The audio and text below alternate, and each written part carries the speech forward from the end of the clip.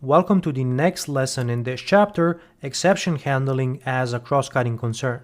Exception handling is definitely an important cross-cutting concern, but I actually want to start our discussion by talking about avoiding exceptions altogether. My general approach to developing applications is to avoid exceptions at all costs if I know what error I'm expecting, which is why I'm using the result pattern to implement the fail fast principle whenever I encounter a condition that I can't recover from. I'm using the publish event command handler as an example, and you can see the three branches in the code where we are returning a failure result if we run into a problem. So if the event is null, we're going to return a failure. If we are trying to publish an event without any tickets, we're going to return a failure. And if the publish method fails for some reason, which is encapsulated inside of the publish method and unknown to us, we're going to return a failure result. So this is one approach that I very often use to keep my code clean from exceptions. Be aware that this also means using the result object in the complete flow of your API request. If I navigate to the publish event endpoint, you will see that I'm also accepting a result object as the result of sending my publish event command. And then I need to somehow translate this result object into a respective API response. What I'm doing is returning a no content response if the result is successful, and I'm converting the result into a problem details response in case of a failure. Having said that, we also need to throw exceptions sometimes, and in this implementation, I created a base evently exception that we can use for the exceptions that we want to throw from our code. Now the question is, when would we want to throw an exception? One example could be throwing a custom exception as a response to an unknown and unhandled exception somewhere inside of a code. You can specify this exception using the inner exception argument, and I will be using this in a pipeline behavior that I'm going to add in a moment. Another use case for exceptions is so-called known exceptions, but when you know that you can't recover from your code. For example, let's say that we are consuming an integration event, and this event needs something to be present inside of our module in order to be consumed properly. When this condition isn't satisfied, I think it's completely appropriate to throw an exception, because you can't really return a result when consuming an integration event, because this will be triggered when we consume a message coming from RabbitMQ or some other message broker. I don't want to extend this discussion too much, so I'm going to introduce another behavior in my application project that will be called the exception handling pipeline behavior. You can grab the source code for this class under this video as usual, and I'm doing this in order to save time because otherwise we would be writing a lot of boilerplate code, and I don't think this is particularly valuable. So back to the exception handling pipeline behavior. This is your generic iPipeline behavior implementation, and inside of it I'm just wrapping everything into a try-catch block, trying to handle the current request, and if we get some exception, I'm adding an error log for the current request, and I'm also including the exception with the respective details. But since I don't know how to handle this exception, I'm wrapping it into an evently exception, which is my custom exception type, passing in the current request name and specifying the exception using the inner exception argument. We also need to include this in our application configuration. Let's add this right before the logging pipeline behavior. So I'm going to say add open behavior and then type of exception handling pipeline behavior. And this is going to register this as part of the mediator pipeline. One more thing that could be valuable is introducing a global exception handler in our API project that knows how to translate an unhandled exception into an API response. So I'm going to add a middleware folder, and inside of it, I'm going to add the global exception handler file. You can also grab this from under this video, and this is an iException handler implementation, which is an interface that's available starting from .NET 8. And it's a simplified way to implement a global exception handler, because this will be triggered whenever we run into an unhandled exception. You will get access to the current HTTP context where you can extract some useful information, the unhandled exception, and a cancellation token.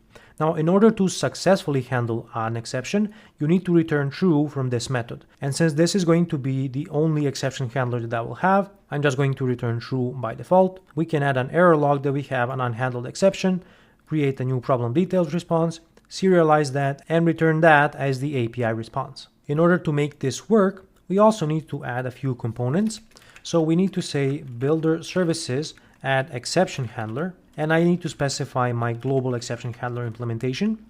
I'm also going to add problem details services, and then we need to configure the built-in exception handling middleware, which is going to trigger our custom exception handler implementation. For example, let's add this right after the Serilog request logging, and I need to say use exception handler. And with this, I'm going to wrap up our discussion of exception handling as a cross-cutting concern.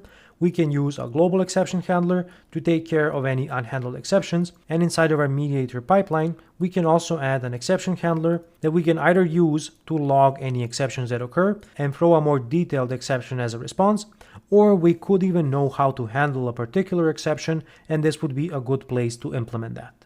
In the next lesson, we are going to talk about validation as a cross-cutting concern. Welcome to the next lesson in this course as we continue our journey in the cross-cutting concerns chapter.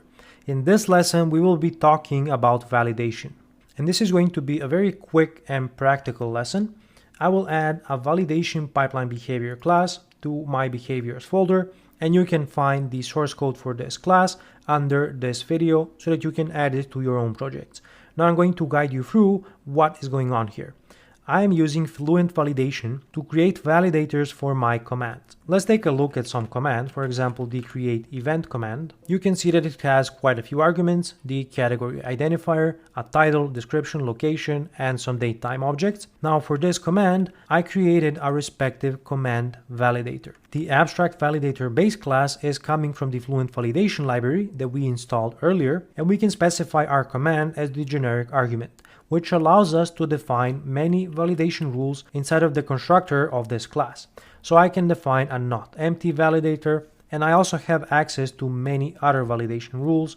For example, I can force this to be an email address, I can do a greater than or equal to validation, and many more.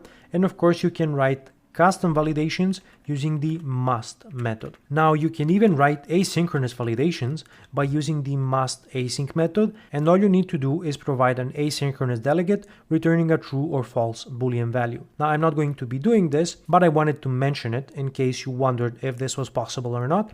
This class also supports dependency injection, so you could inject something like a repository here and make some asynchronous calls to run your validations before you hit the actual use case.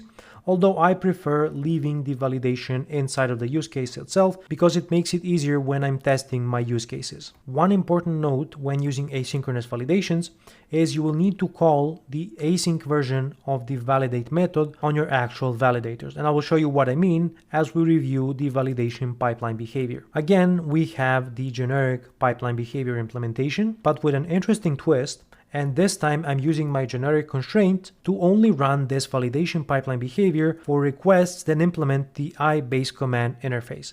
And these will be just my command definitions, which you can see here because I command and the generic I command are both implementing the I-base command. And I'm doing this on purpose just so that I can use generic constraints to only run this pipeline behavior for my application commands. I don't want to do input validation on my queries, so there is no point in running this pipeline for the queries. This type is also going to inject an IEnumerable of IValidators for the current request. The create event command validator is going to implement this interface internally, and when we call add validators from assemblies, all of the types that implement this interface will be registered with dependency injection, which is why I can inject my services like this, and then we can get to the actual handle method where we are doing the validation. So the first step is looping through our validators and running the validation. This is going to give us back a collection of validation failures. If we don't have any validation failures, we can just execute our request and return whatever the request returns. If we do have a validation failure, we want to short circuit the execution.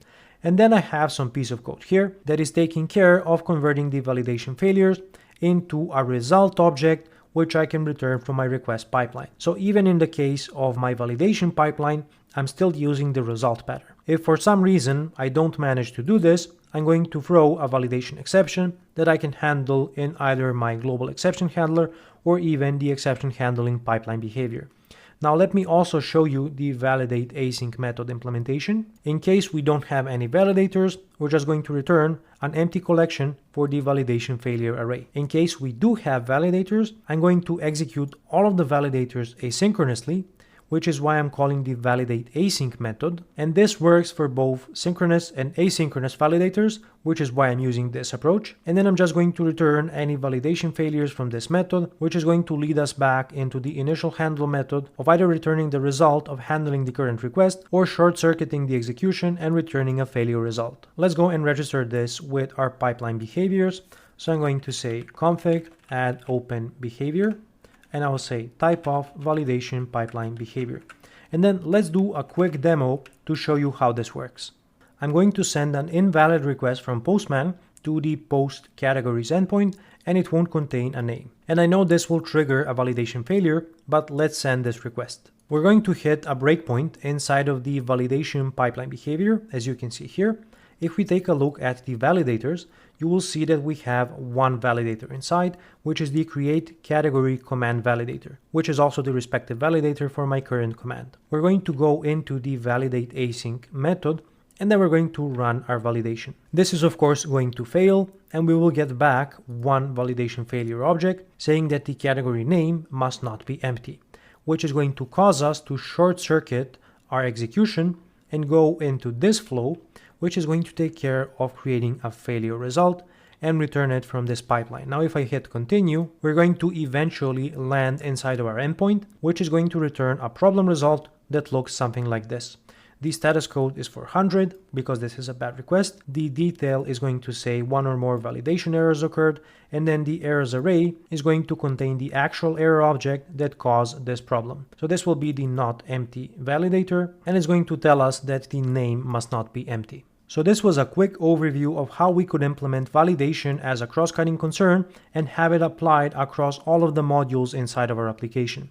In the next lesson, we will be talking about distributed caching, and we are going to use Redis as the actual distributed cache.